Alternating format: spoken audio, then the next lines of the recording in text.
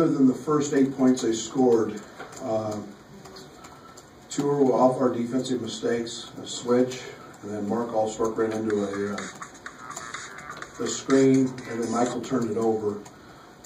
We started off pretty doggone well. I felt really good about the start of our game.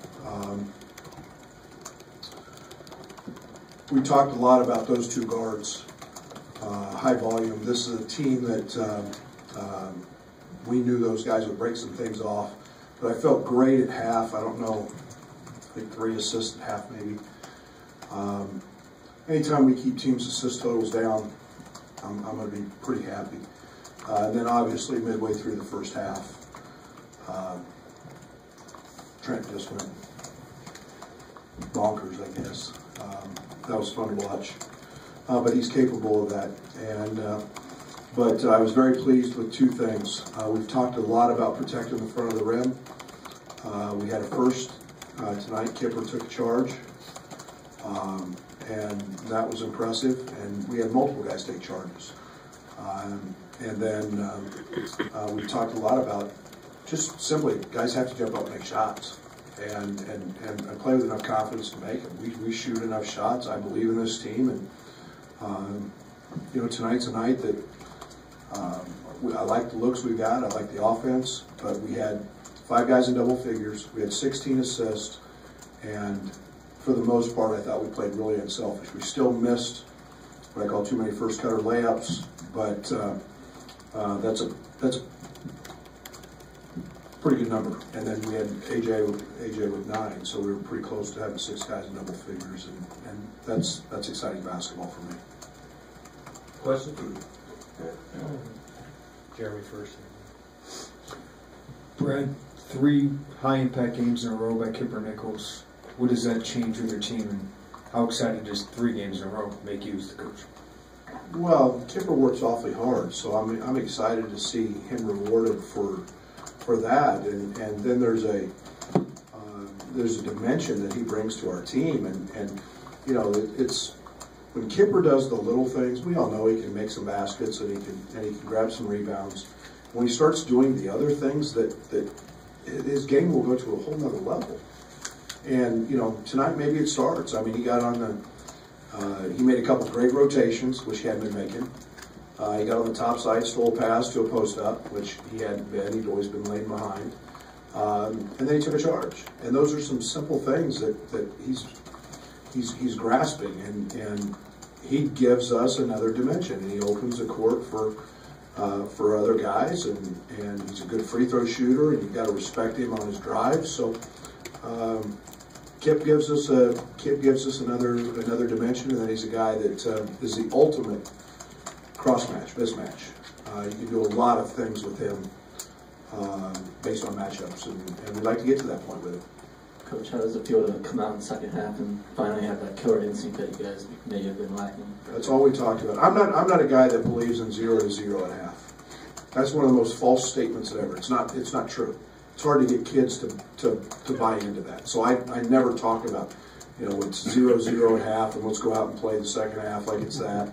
That's not reality. But let's go out and play the game the right way with the right effort, and let's maintain what we do and keep running, and that's encouraging. And that's I don't know, what was it, 18-19 at half, and you know, I don't know what was the biggest lead. So that that's what I've been telling you. We did it running good offense. It wasn't tremendous pace, but we did it with tremendous defense and forcing 26 turnovers and or 25, and that's something that we'll talk at length about tomorrow. That's a positive. That's something we need to be able to do when we're in those situations. To kind of follow up on that, if you're up 43 in the second half, and Iowa game notwithstanding, the game's pretty much decided at that point, yet I'm sure you're always still coaching. What did you see in the second half that you thought maybe they could have worked out a little better? I told our team, we've got to continually grow in terms of understanding scouting report. And for instance, their guards are heavy right-hand drivers. And just simple things when they're in the middle of the floor, we got to take the right hand away. Little things like that we've got to be dialed into. We can't allow good players to do their best move or their best thing. Yet and then I think we committed some silly fouls. We did a much better job of not fouling. We've talked at length and to nauseam about it, to be quite honest. But I thought there were a couple fouls that we can't make. It's going to get you back to the start of the second half. What do you feel is maybe the difference between talking about it a lot and then doing it tonight? Well, I hope the Indiana win had a little bit of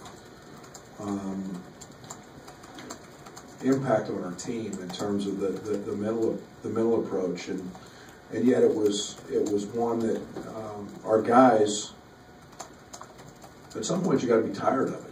You got to be tired of talking about it. You got to take some action. And I thought the start of the second half was we executed offensively out of the halftime. We got a couple easy buckets. It was following the script in terms of trying to go at the big kid at Freeman and trying to get a fourth on him. They can guard us. We attacked that. We did that. So those attention to detail things have a huge impact. It's playing the game the right way, and we were able to do that. Coach, can you just talk a little bit about All-Star Jordan seeing the ball go through the hoop and what they'll do for confidence going forward and also in a win? Well, I've never told them not to shoot, and that's something that I probably haven't addressed it early enough. Not making shots. Now I'm putting pressure on them. Got to step up. We're a good basketball team when we make shots, and when you've got a point guard who's playing as well as Trent's been playing, you got LeBron who's a factor. Now Kipper stepped up and made shots. We all know everybody tries to scheme somewhat Michael. Hey, we got to make shots. Well, there's no excuse for not making shots. There's no excuse for not running the floor hard. And there was an incident, a case tonight. We screamed at AJ to run because they were dead tired when he gets fouled. We have to do those things. Those are opportunities for AJ to get clean looks at threes. He didn't have to face the defense. And I believe in us as a team that can shoot it. And you know what? At some point you got to man up. You got to make it. Getting back to Trent, he makes 5 threes in a row in the first half. He's ISO'd on the wing for a chance at 6. Crowd knows what's going up. He knows what's going up. Are you a heat check guy? Are you okay with those shit? Oh, absolutely. Yeah. Absolutely. The one thing you'll find out when guys get going with me, I'm riding that horse till it's and I like to run the same play or a similar action till the other team stops it. And then I'm very, very much a heat check guy, and Trent's got that kind of ability. But I know you focus on one game at a time, but what's in front of you guys left this season? With 2 wins in a row here and the schedule coming up. I don't know. I never get that far ahead.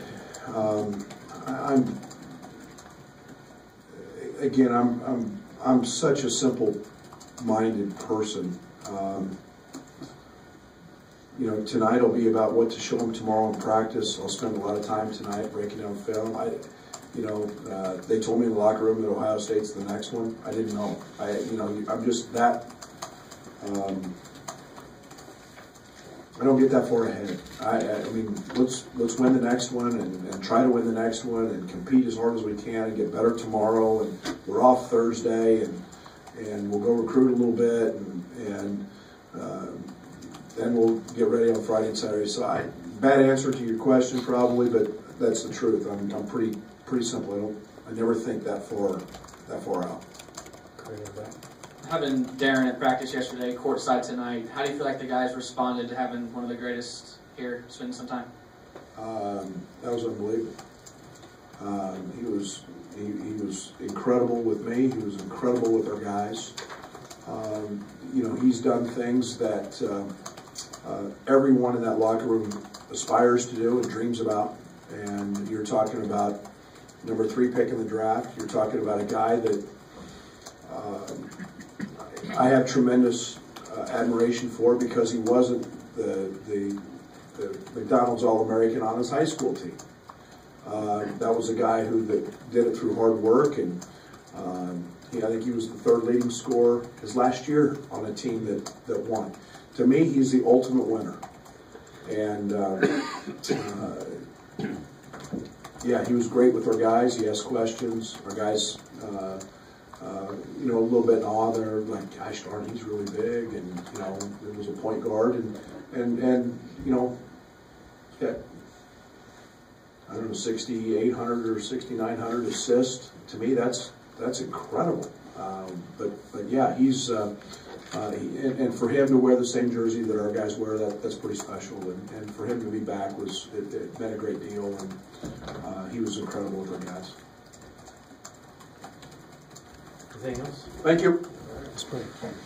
I have one question about my sport coat. Tell us about it. Come on. What coat is that? Orange.